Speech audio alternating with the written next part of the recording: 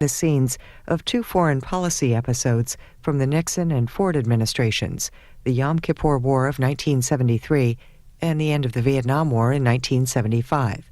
He spoke about it for about an hour.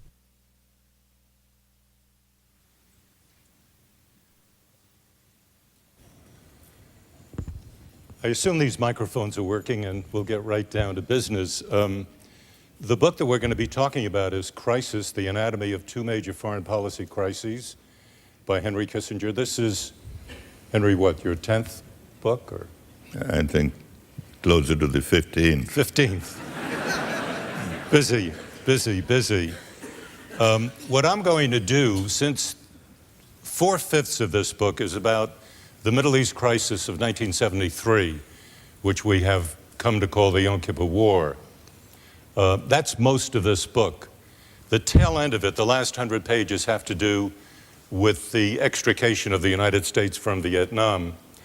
And because Kissinger's last book was Getting Out of Vietnam, I'm going to take the liberty of not dealing with it. But if you want to ask questions about Vietnam, that's your business. You can do that.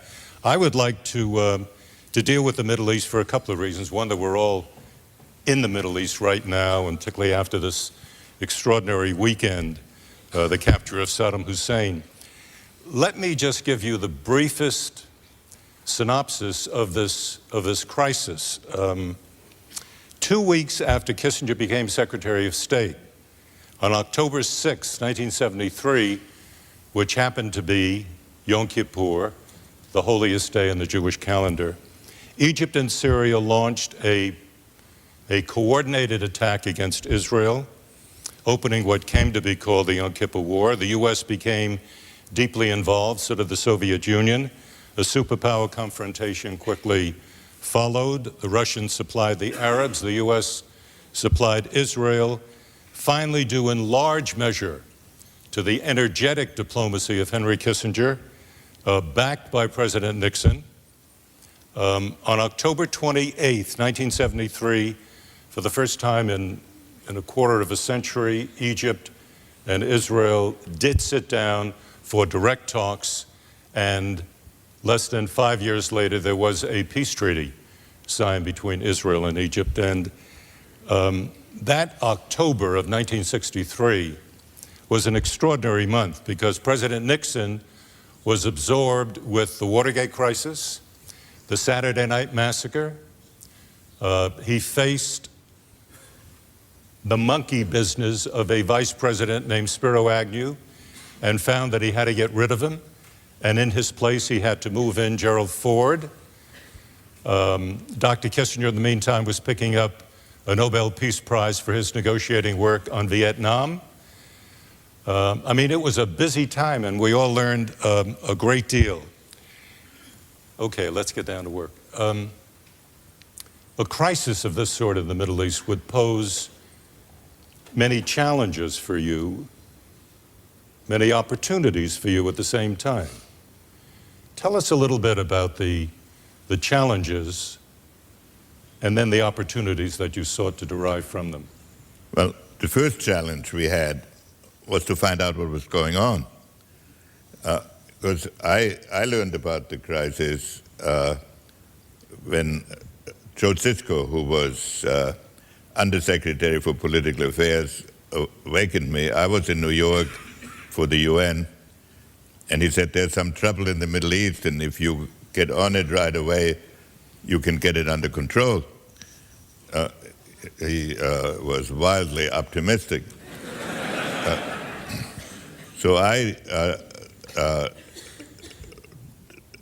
tried, the war had not yet started. It was about to start. I had a message waiting for me from the Israeli Prime Minister asking me to assure the Arabs that Israel had no intention of attacking them, so that if any of their preparations for an attack were caused by an attempt to forestall the Israelis, that would not be necessary. I could not find any Syrian to talk to at all. They weren't answering their telephone. I found the Egyptian foreign minister,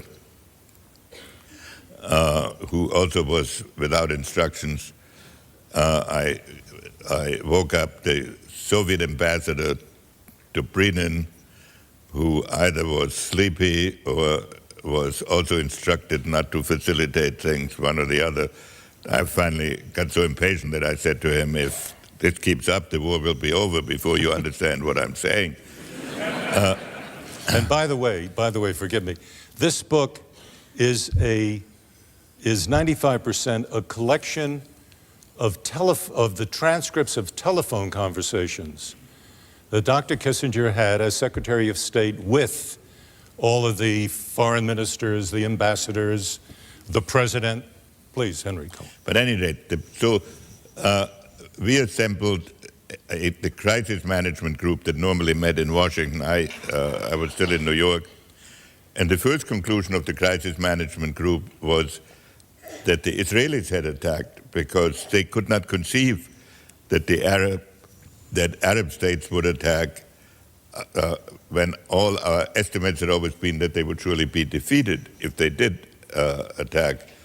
Now, I was absolutely convinced that it was inconceivable that the Israelis would attack without mobilization on Yom Kippur when most of them were in synagogue and when we had not seen any preparations for any kind of military move.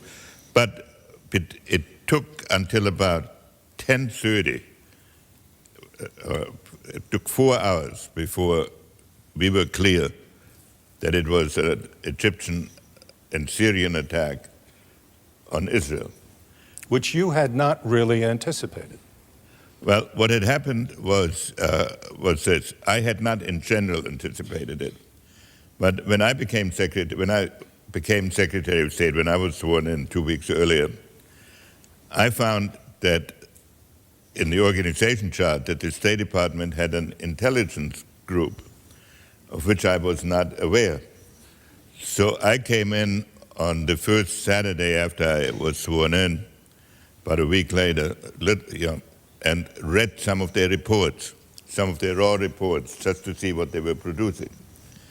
And there was one report that said there are Egyptian troop concentrations on the Suez and Syrian troop concentrations on the Golan. And so I was concerned about that enough to ask the CIA and the Israelis what they knew. They both said, yes, there are troop concentrations, but it doesn't mean anything. They're on maneuvers. And so I asked every 2 days, I asked them to update me. So I was concerned enough to be informed, but not concerned enough to do something. Because, and in turn, they were taking in each other's washing. I mean, the CIA and the Israelis were in close contact with each other. And I think it's safe to say that the Israelis did not want to alarm us unduly because they were afraid we might start some diplomatic initiative prematurely. But be that as it may, the 2 weeks between my being sworn in and the beginning of the war, we were watching things. But in intelligence, it isn't just what you know, it's the questions you asked. We did not ask the right questions. We did not ask how is it possible that the Egyptians and Syrians who do not get along are having exercises along the line simultaneously. Then on the Thursday before the war started, we learned that the Soviets, who had a substantial military establishment in Egypt and who had a substantial, but who had a lot of civilian technicians still in Egypt, and also many in Syria, were withdrawing all their dependents. Again, we asked intelligence, what does that mean? And we got the answer, well, this means there's some quarrel between the Arabs and the Soviets, and we had seen that before. But again, we should have asked the question, what kind of quarrel could take place between Moscow and Egypt and Syria simultaneously, since those two, anyway, we didn't ask those two questions. In retrospect, I think the Soviets withdrew their dependence in part to give us a warning that a war was about to start. But we were surprised, and the Israelis were surprised. And from then on, the question was, there were two questions, three questions. How should we conduct, what influence should we try to take on the military operation? Secondly, what diplomacy should we adopt? And third, how much and when should we help Israel with military supplies? We started from the assumption that Israel would win very quickly. We also started with the conviction that we wanted to use that opportunity, to use this crisis as an opportunity to begin a negotiating process in the Middle East, in which we would emerge as the key country because we were in touch with all the parties. And my theme to the Arab side was all through the war, you're making war with Soviet arms, but you'll have to make peace with American diplomacy. And so we were in a complicated situation where on the one side, we wanted Israel to win, to defeat Soviet arms. But we also wanted to have it happen in a way where we could retain our influence in the Arab world and where we would reduce the influence of the Soviet Union. So we had several balls in the air simultaneously. Henry, if I may interrupt there, you did have many balls in the air at the same time, and it was very difficult to pull this all off. You were on the phone, according to this book, with the Israeli ambassador, with the president, with Haig, with Scowcroft, with the Russians, with Scally up at the UN. You were the central figure. And you ended up being the central figure even for the Russians. At a certain point, just before the Saturday Night Massacre, you were invited by Brezhnev to go to Moscow, and you used that as a 72-hour opportunity to give the Israelis an opportunity to improve their military position, which would then improve your diplomatic ability to try to pull off some kind of an agreement. How does that work? Well, if I may tell an anecdote in that connection, you accurately described what the strategy was. By the end of the second week, it was clear that the Israelis were winning. And the Soviets came to us, and I welcomed an opportunity to go to Moscow because that meant there would be a 48 to 72-hour delay. And I wanted to string it out long enough to improve our bargaining position. But when I arrived in Moscow, it was a Saturday evening. And I said, I have to go to bed after. Well, they said, Brezhnev wants to have a social meeting with you. So at midnight, I went to the Kremlin, and I had already had a dinner at the State Guest House. I had to eat another dinner with Brezhnev, which is never lost all the weight I gained it. At another dinner with Brezhnev. And he said, tomorrow we've got to settle it, and we are serious. And I said, yes, we are serious. But you have to understand that I'm only the Secretary of State. I have to check all of this with President Nixon, so you have to have understanding for this. And Brezhnev said, no, you don't have to check it with President Nixon. He sent me a telegram this afternoon giving you full powers. You have full authority. And he handed me the telegram. Well, I went back to the State Guest House, and I had an open line, which certainly the Russians were listening in on, but I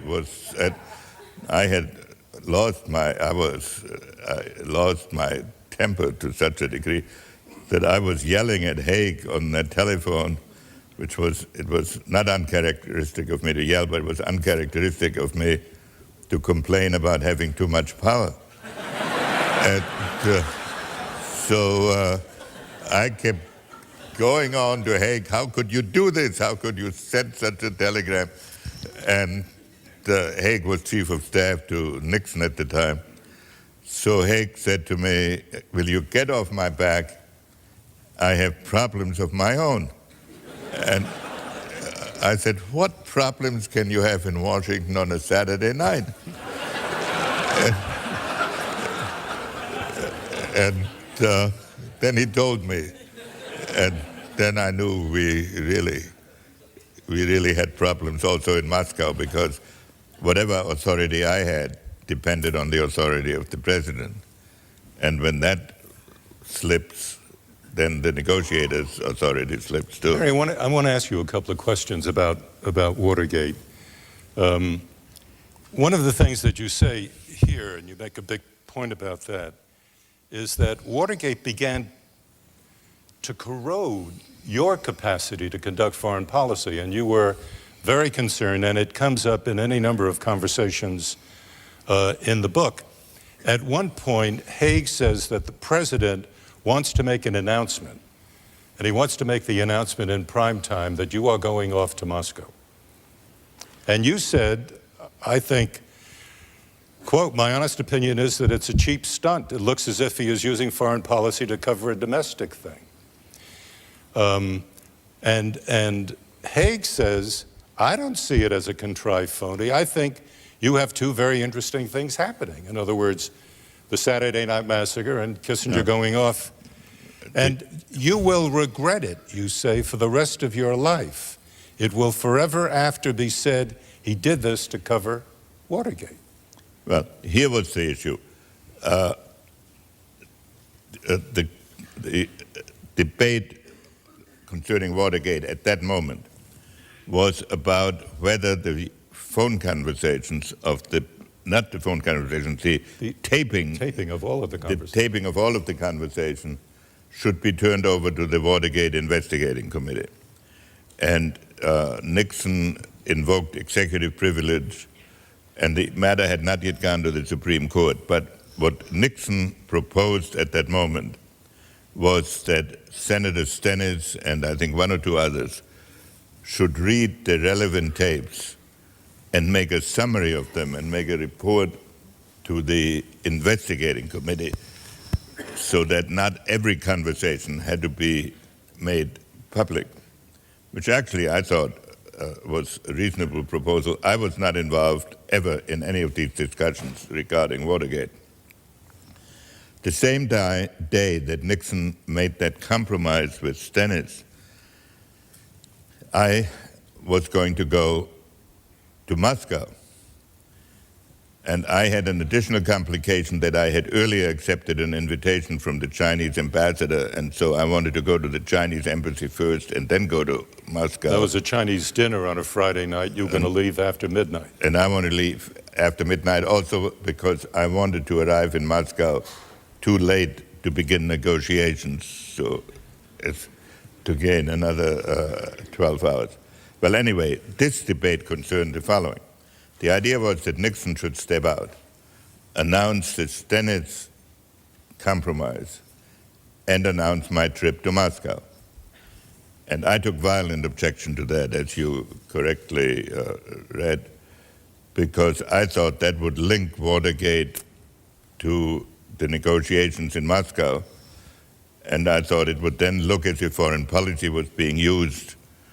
And so I felt very strongly, and I prevailed, that they announced the Stennis compromise separately, and that after I had left for Moscow, they announced my having left for Moscow from the White House.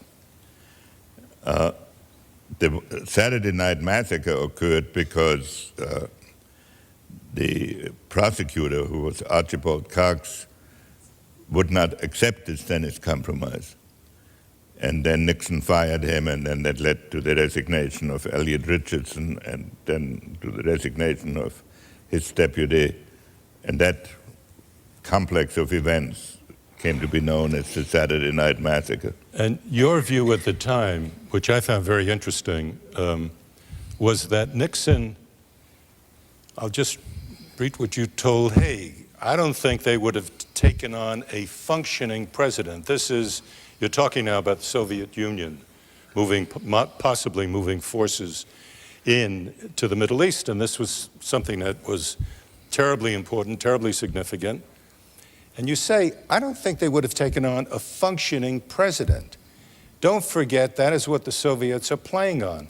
They find a cripple facing impeachment, and why shouldn't they go in there? In other words, you already... No, that's you. No, but that wasn't that night. No. That was a week later. This was October 24th. Yeah.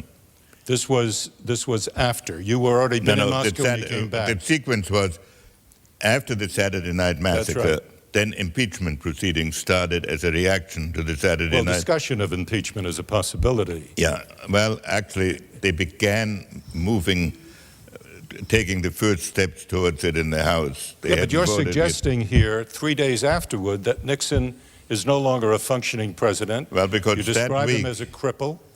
Well, what happened that week was I went to Moscow. We negotiated a ceasefire agreement. I went from Moscow to Tel Aviv, and we were sort of naive. We flew right parallel to the combat zone, and we sent a message to the Sixth Fleet that they should pick us up along the way and escort us.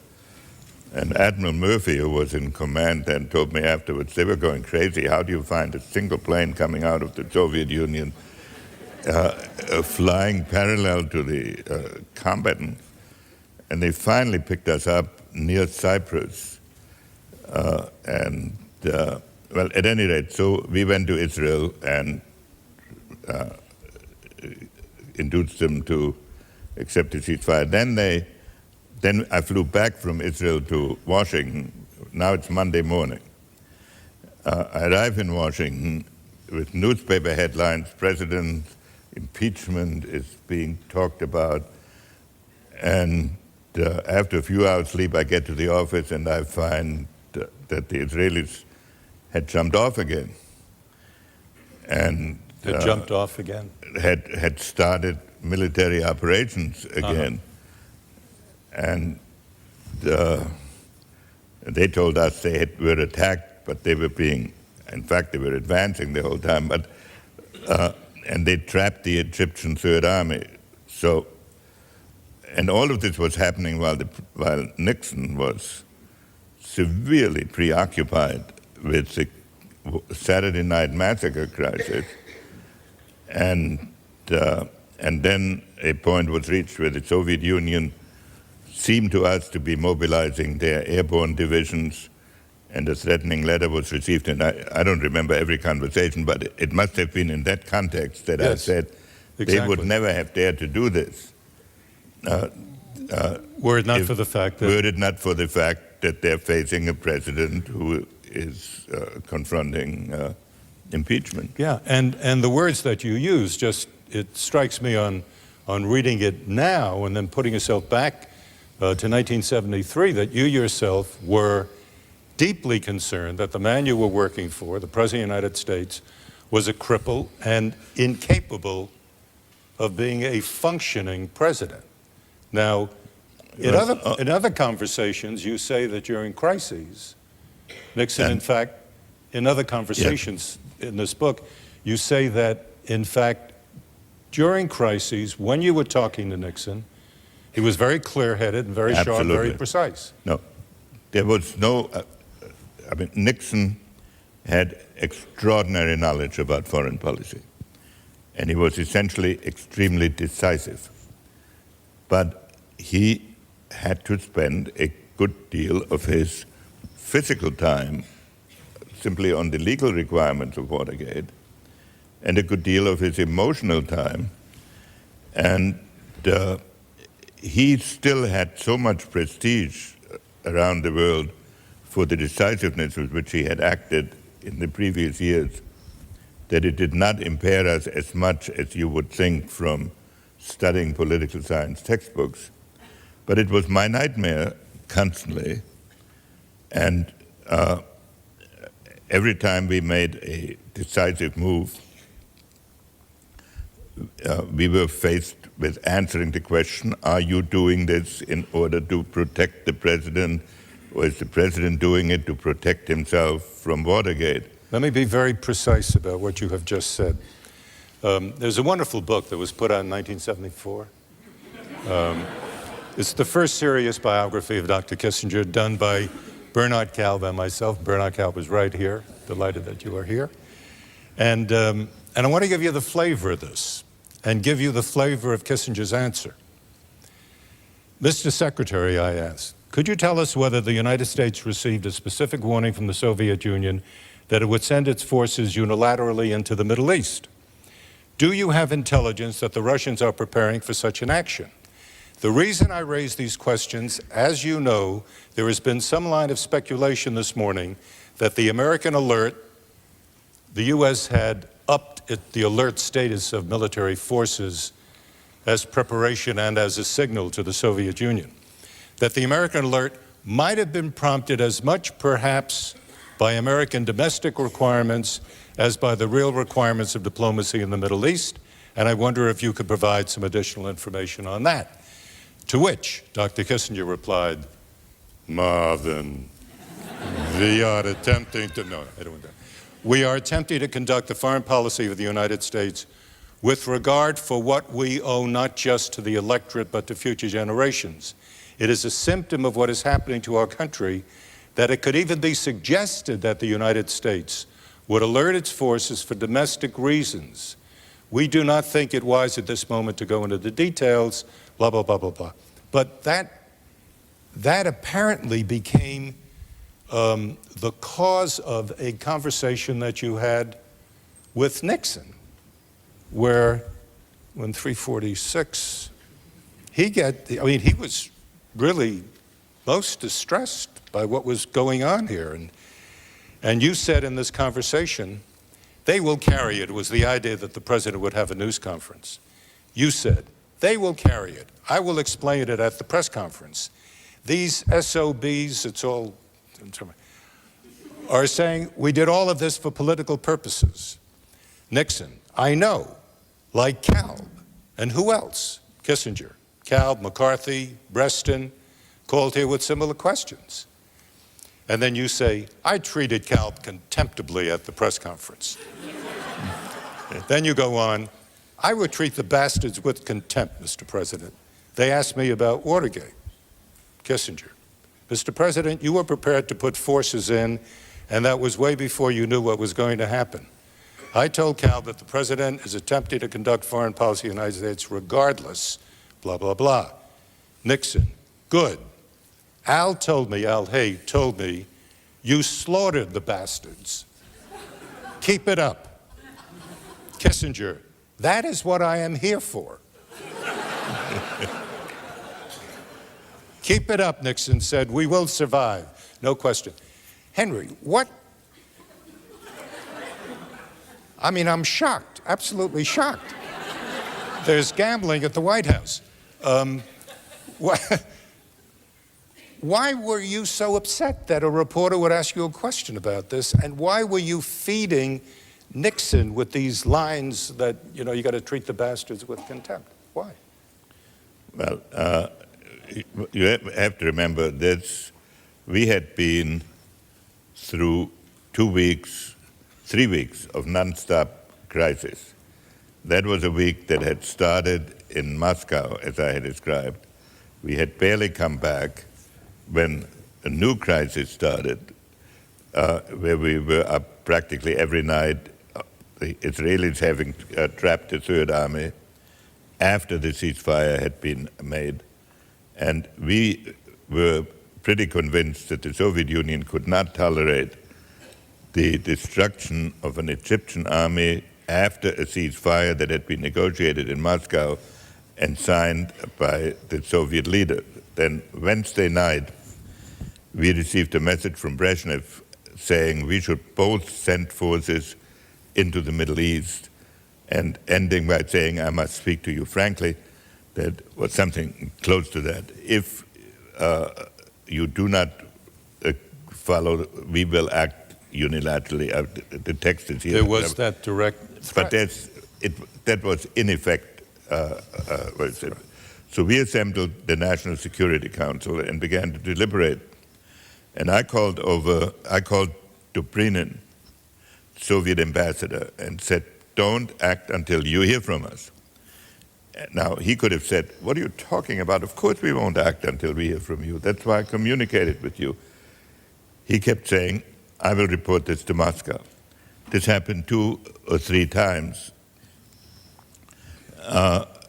At the same time, we noticed that, don't hold me to these exact numbers, but the proportions are right, that 10 of the 12 Soviet airborne divisions were grounded, which means they were being assembled for action. And we were watching every airplane that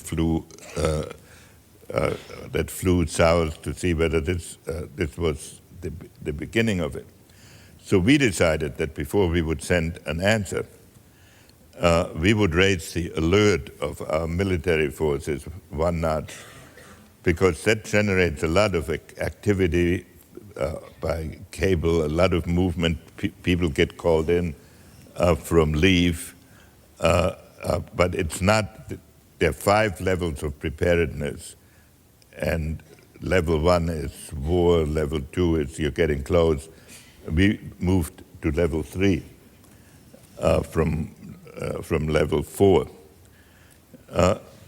So the Soviets would notice a lot of military type activity before they received our answer, and we then send our answer. So then, at the end of all of that, to be asked whether we did it all in order to help a president in his domestic difficulties was more than my nervous system for that day could stand. Henry, what at one point, which fascinated me, page 330 in your book, you threatened when the Israelis tried to conduct their policy in a way they considered in their best interest. You lost your cool, you were upset with them, and you threatened, quote, a total reevaluation of America's relations with Israel. You made the same threat also in a backgrounder in the Middle East in April of 1975, that was almost 2 years later. And I've always wondered about, what would that have meant? What would you mean by a total reevaluation of U.S. relations with Israel? I mean, were you kidding? I forget in what context that was. This was in the same context of the Israelis trying to move into the Egyptian Third Army, and well, of course, one has to understand this. I was conducting the foreign policy of the United States. Right.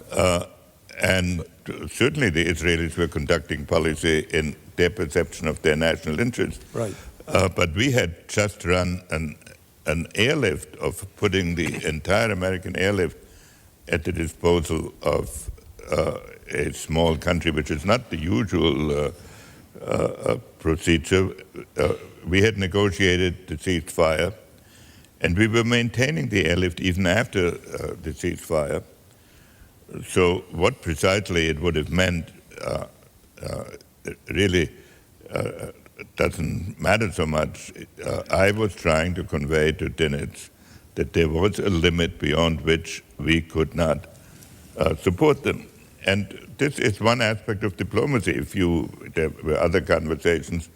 I mean, Dinitz's threat always was, he himself was not talking to any senator. He did not, God forbid that he would talk to a senator. Miraculously, they learned. But miraculously, they always, so he held in reserve his army in Congress that he thought he had.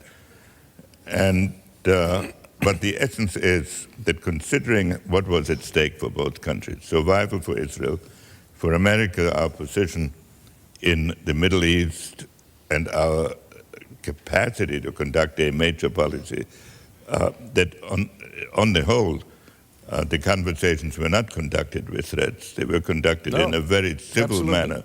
No, but the phrase jumped out at me because you had used it later, almost Actually, 2 years later. President Ford used it, but certainly I agreed with it. I was just wondering, how would the United States act toward Israel were there a total reevaluation of policy? Or were you simply trying to threaten and scare them? Look, the survival of Israel would always remain an American fundamental objective. But within that framework, the degree of cooperation could be adjusted. But we never reached that point, so I can't tell you exactly what we would have had in mind. What I was trying to convey to Dinitz was, we had gone through an alert, we had gone through the war, we could not have a crisis every night, and we could not be facing a situation in which then they had to understand that they could not destroy the Third Army. I was all the more convinced of this because I did not think that destroying the Third Army would do Israel any good. It would have probably led to the collapse of Sadat. It would have brought a radical into power in Cairo. It might have brought the Soviets into the field.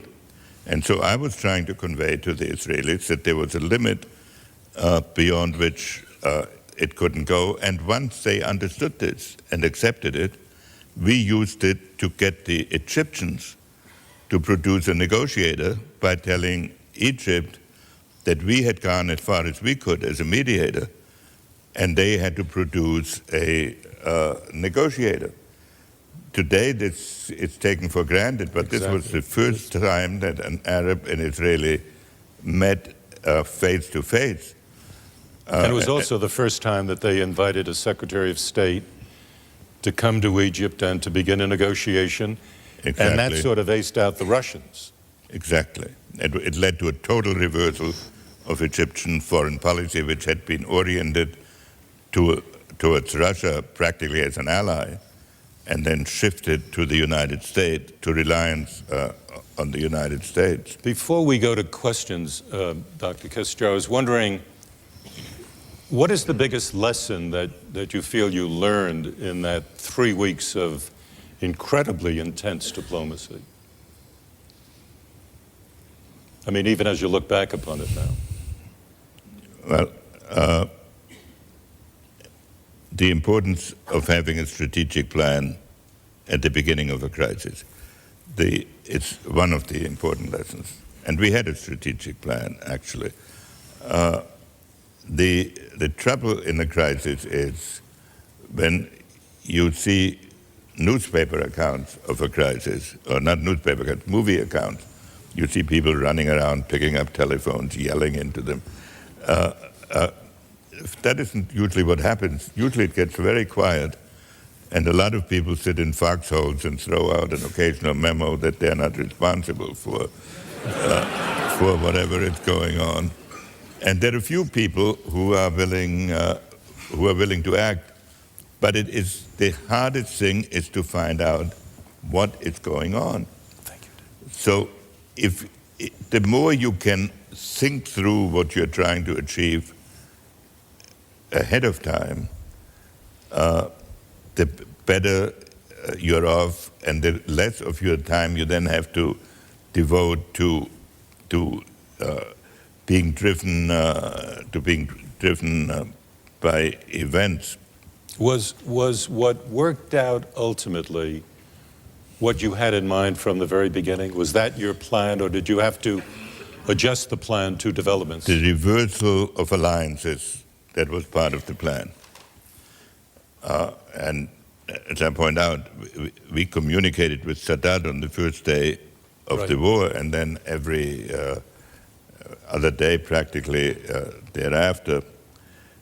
The tactics had to be adjusted from day to day because first, for one thing, Israel did not win as quickly as we thought it would.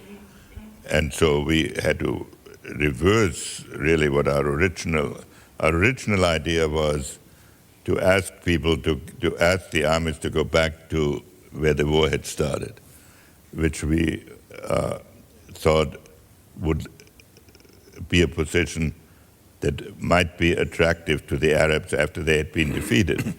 But they weren't defeated very quickly. It took about 2 weeks before this, so we had to adjust our thinking on that issue. I just want to say that, as your PR man for the book tonight, that there was also wonderful, funny lines in this book that you don't associate somehow with the seriousness of the diplomacy at hand. At one point, Kissinger is having a conversation with the U.S. ambassador to the UN, John Scali, a former journalist. And Scali had just come from a discussion with Malik, who was the Soviet UN ambassador. And Kissinger says, "I have just talked to Vorontsov and given him our proposal. You tell Malik to hold his water," meaning Malik was going to rush forward with a proposal at the UN. He says, "You tell Malik to hold his water, or I will send him to Siberia. I know Brezhnev better than he does. Ask him if he has ever been kissed on the mouth by Brezhnev, as I have." Anyway. It was also my megalomaniac face. There are some questions here from the audience, and let me get right to that. Do you wish you were Secretary of State today? And what would you do differently? No, it's a totally different situation domestically and internationally, and I'm happy as an observer and commentator. I haven't made a mistake since I'm a commentator. After negotiations are complete, do you ever retain any relationship with some of our adversaries? Le Duc Tho, for example, and others. Well, I tell you, Le Duc Tho was an emotional experience. He was a representative of a small country that had only one objective, to break our spirit. They had one objective, which was to unify Vietnam, and he had done nothing except be a revolutionary. I visited Hanoi after the agreement was made, and he took me around and we looked at a map of Vietnam. And every city he mentioned, he had been in some prison. And I got a terrific tour that way of the pros and cons of various prisons in Vietnam. So I respected him greatly because he was disciplined, he was focused, he never lost his composure, and he was very clever. But with him, I had no overwhelming desire to go through that meat grinder again. You described the Israelis sometimes as being as, quote, obnoxious as the Vietnamese. Yeah, in but negotiating. they have a sense of humor. Who, the Vietnamese? The Israelis. The Israelis. No, I enjoyed the Israelis, but the Israeli domestic situation is so complicated that they cannot make their concessions unless they can prove to themselves and to their cabinet that they have got the last drop of blood out of the stone. At least that's how it was in my day. So every negotiation, as you know, traveling with me, went to the last second of the last hour of the last day. And I remember on our Syrian negotiation, that's right, I had sort of given up. And you told me about 24 hours, give it another shot. It's, right. It's yet going to work. And it did. So that was a grueling experience. But I had great sympathy for the Israelis because it's one thing for us, we are thousands of miles away to suggest adjustments and make proposals. But the Israelis have a very narrow margin of survival there, and they can't afford many mistakes or any mistakes. So even when I was exasperated by the process, all the Israeli leaders with whom I dealt were friends then and remained friends the rest of their lives and my life. Henry, did being Jewish complicate your life as Secretary of State? Being Jewish complicated my situation, first of all, because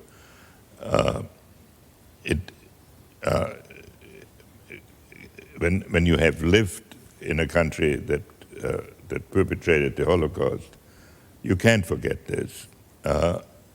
And it complicated it from the Israeli point of view because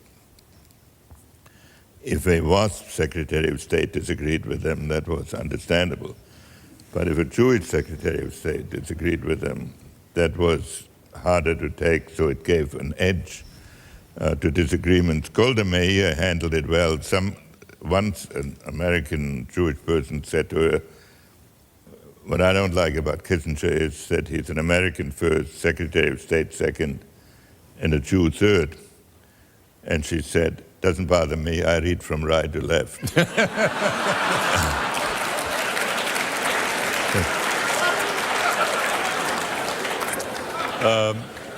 The question that I have here is prefaced with this. I ask this question with respect and historical curiosity. Please explain what was behind your, quote, pieces at hand comment just before the 1972 election, since subsequent events demonstrated the peace was not at hand, at least for some years to come in Vietnam. No, peace, I'll explain the context in a minute. Peace was at hand in the sense that the peace I was talking about, which was the agreement that was under discussion, was in fact completed 8 weeks later.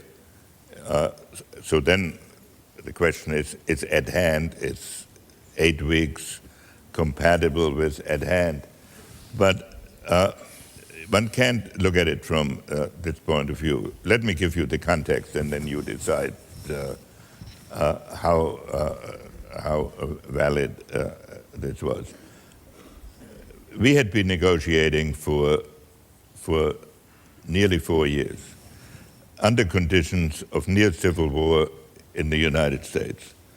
And I would get to a meeting and I would say, this is our last position. And they'd say, come on now, it's Senator so-and-so and Senator so-and-so. They've already said you should go to the next position. And then we would be beaten to death that we had somehow, in the media, that we had missed an opportunity. And the Vietnamese were extremely skillful at playing on this. At one point, they put out publicly, I think publicly, a 7-point proposal. And privately, they gave me a 9-point proposal. So I said, which one do you want to negotiate? They said 9-point proposal privately. So we negotiate the 9 points privately, and they're beating us to death. Why don't you answer the 7 points?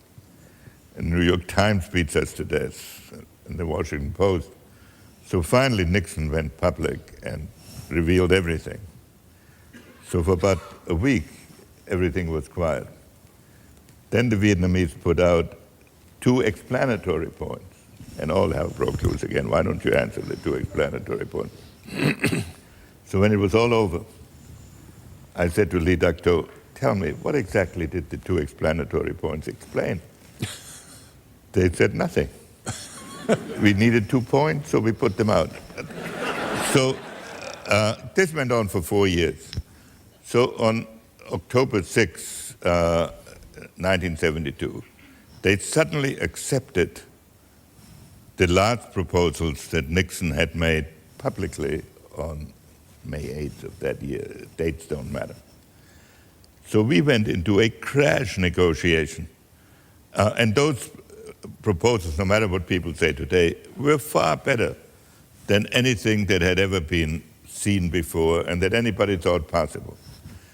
So we worked literally we negotiated 22 hours at a stretch for 3 days and completed that agreement. Then we traveled to Saigon, and we improved on the way. We kept sending new conditions to the North Vietnamese, and they accepted those. The South Vietnamese, for understandable reasons, it came to suddenly. Everything we had put forward had been approved by the South Vietnamese, but they didn't think the North Vietnamese would accept it. So then when the North Vietnamese accepted it, it was a very difficult position for the South Vietnamese. So they balked. I had to come back.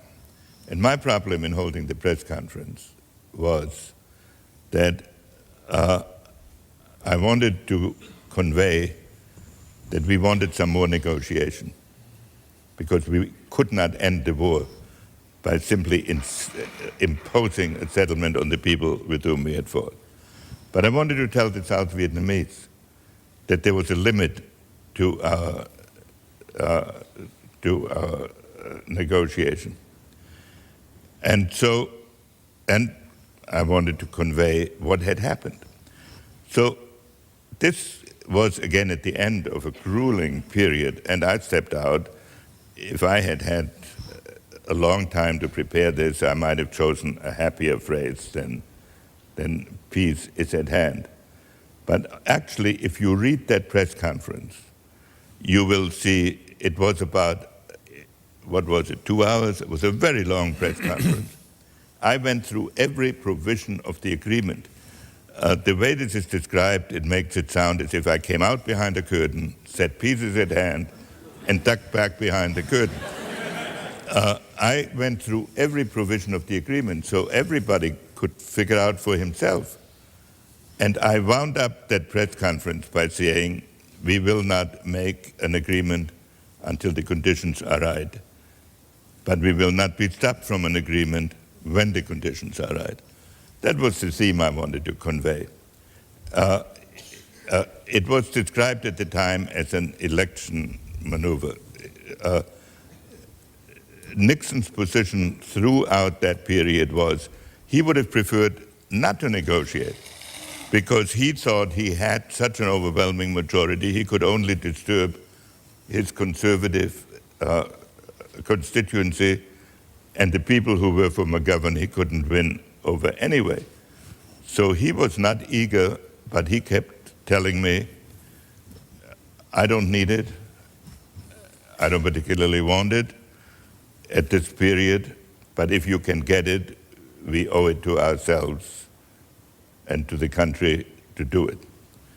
And all these conversations in the Oval Office are out now on these subjects, and all the memos I wrote to the president and his answers, and you will see. So that is what we attempted to do. We were concerned, and almost exclusively, I would say exclusively, with the foreign implications. We tried to keep these parties together and get another negotiation started.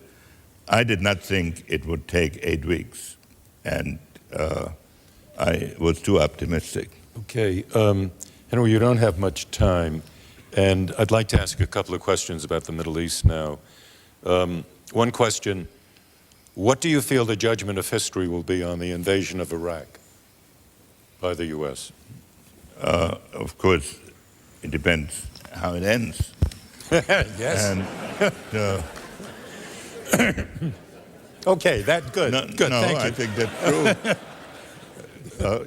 You know, it's... I mean, if you want to go that far, that's all right, but... I was in favor of it, and I think that if it fails, it will be a catastrophe, and we have no choice except to succeed. Okay. Should the 9/11 Commission see the President's daily brief or a summary? What do you think? Is that important? Unless there are things in there now that weren't in there when I saw it regularly. It's not a question of what secrets would be revealed. I think the question is whether the President, whether one should reveal the way the president's intelligence is handled. And I don't see why having 2 or 3 people read it, which is what they have agreed to, and report to the other commissioners. And since these people represent both parties, I think that's a satisfactory solution. The U.S. government wants free elections and democratic governments in the Middle East. If we get democratic governments, are these governments likely to work with the U.S. or against the U.S.? That's a very good question. In the short term, in some countries, it's very possible that they're hostile to the United States. And I think it's important to permit some historical evolution in some of these situations. You know, a spin-off on that question. In your judgment, given all of the time that you spent running in and out of the Middle East and around the Middle East, do you think that most of the governments there are capable, have it within them, have the culture to develop democracy? Democracy developed over hundreds of years in the West. And if you were to look at the specific conditions in the West that produced democracy, you would have to mention the Reformation, so that there was no monolithic church. But in the West, to begin with, the church had already insisted on a separation in which the church could define what was just. So the state never had the absolute power over justice. But you would have to say the Reformation, have to say the Enlightenment, have to say capitalism, the age of discovery. None of these conditions have yet existed in this combination in the Islamic cultures. Now, it doesn't mean that everything has to follow exactly the same sequence, but when you have a monolithic religion and no separation between church and state and no pluralism, it is very much more difficult to get democracy. And therefore, in Turkey, it's really the only Arab country, and it's not an Arab country, but the only country in that region where democracy has developed. And also there is the phenomenon that where there are democratic elections, what emerges is so-called Islamic republics. So this is a problem we need to face. On the other hand, we cannot stand for anything other than democracy. What else are we going to stand for? And how to reconcile our aspirations with the possibilities is going to be one of the huge challenges of statesmanship. And it seems that President Bush believes deep down, and I think honestly, that this is something that the Arab world can do, and can do within a period of a brief he certainly believes that it is his obligation as President of the United States to put it forward, and that it is not his right to say which country is or is not ready for democracy. My guess is that in practice, he's willing to adjust to a slower process, but he has a great sense of responsibility about the moral basis of our foreign policy. Okay, well, we're out of time, and what do we do at this point? Give it back to the Smithsonian, I think. Anyway, Henry, thank you very, very much. And I want your signature on this. And the Smithsonian thanks you.